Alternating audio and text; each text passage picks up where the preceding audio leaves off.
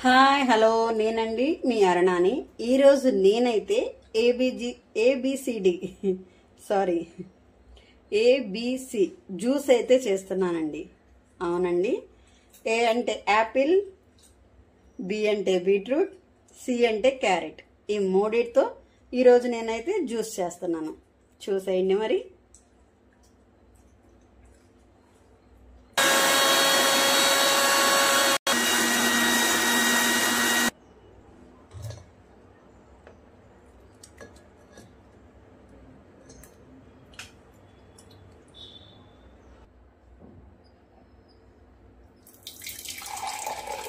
ABC juice అయితే ready అయిపోయింది.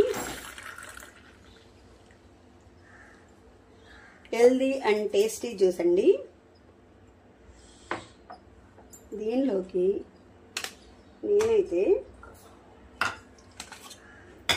Garnish చేయడం కోసం జీడిపప్పు, బాదం పప్పు,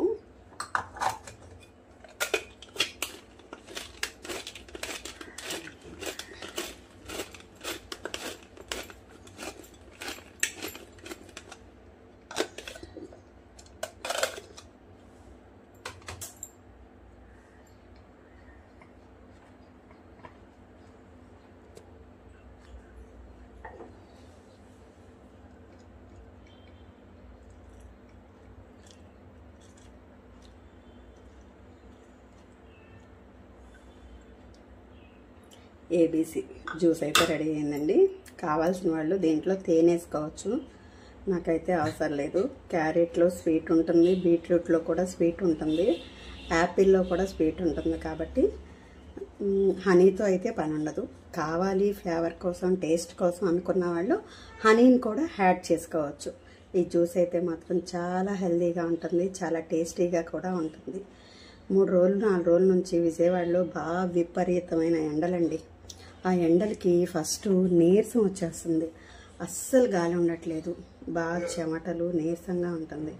ఇలా గనక ఒక్క గ్లాస్ జ్యూస్ తాగామంటే కాస్త ఓపిక వస్తుంది పని చేసుకోవడానికి. బాడీకి కూడా చాలా తేలిగ్గా ఉంటుంది.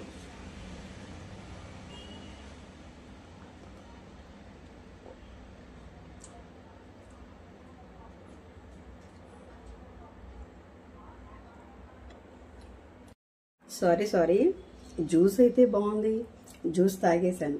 కానీ పిప్పి గురించి చెప్పడం మర్చిపోయాను.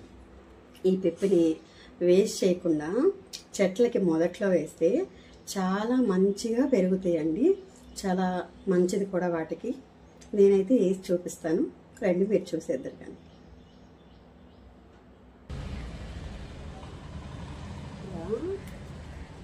మొక్కలకి మొదట్లో కనుక ఇది వేస్తే పెరుగు కింద పనిచేస్తుందండి.